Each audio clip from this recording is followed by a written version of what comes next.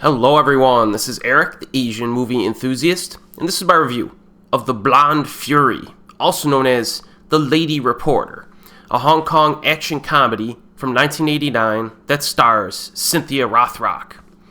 Now, Rothrock stars as Cindy, an American FBI agent who travels to Hong Kong to arrest a criminal newspaper editor. Ronny Dak, played by filmmaker Ronny Yu, who prints counterfeit money using the newspaper's presses.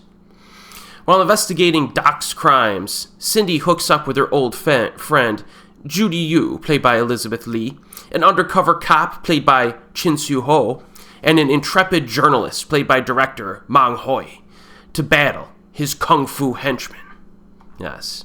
So The Blonde Fury has a pretty recognizable cast, if you're familiar with Hong Kong movies. In addition to those already mentioned, you got Billy Chow, also gets some screen time in this. He's like a bodyguard character, and his character's name is Billy Chow.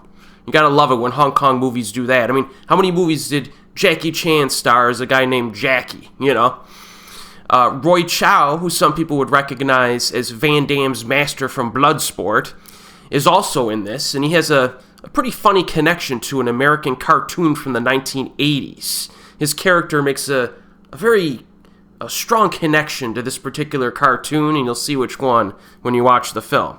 But there are a lot of recognizable faces in this, and obviously from the opening paragraph plot synopsis, Rothrock's been in a handful of Hong Kong movies, and Chin Siu-ho is very recognizable from a number of films, including Fist of Legend.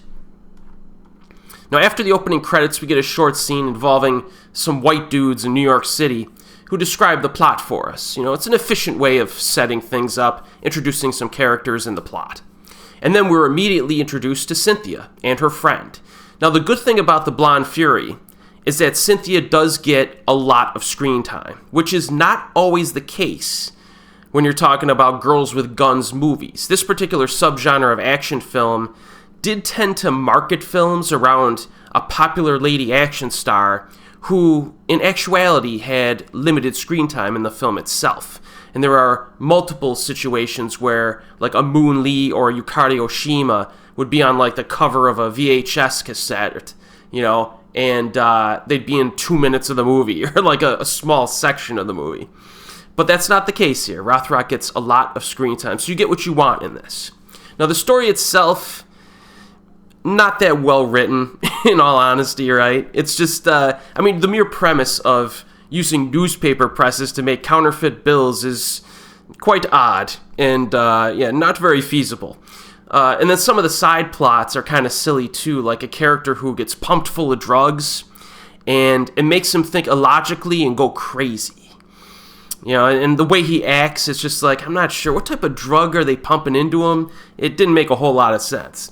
But still, these little shenanigans are charming and engaging enough, I suppose. Even when there's a little bit of downtime or like random events like Cynthia saving a baby from an apartment fire or having a quick pillow fight, it's entertaining enough, and it's actually briskly paced. The runtime of 1 hour and 26 minutes does help. What about the action? I want to see Cynthia kick butt. Well, fortunately, there are a handful of fights that range from good to legit impressive. So, within the opening half hour, we get a one versus many fight on some bamboo scaffolding. Very traditional, even cliche up to this point. Only moderate in length and nothing fantastic, but it's good, and everything is shot in camera, as one might expect, given the country of origin and the time period. It's kind of ridiculous that I have to say this, but in our current age of CGI, it needs to be pointed out when a film is shot, practically. After some comedy, we get a fight near the midpoint between Cynthia and Billy Chow. And there's some other fights that immediately follow, one of which is a solid one-on-one between Chin Siu-ho and Billy. And the coolest scene in the movie takes place during that fight. Billy whips off his jacket, throws it on the ground, and gets pumped up to go toe to toe, and then Chin Siu-ho whips off his jacket halfway, and then whips it back on and gets ready to fight. I thought it was it's one of those little moments that was just really smooth and pretty cool. So look out for that scene. I thought it was pretty neat. Probably my favorite little individual moment in the film.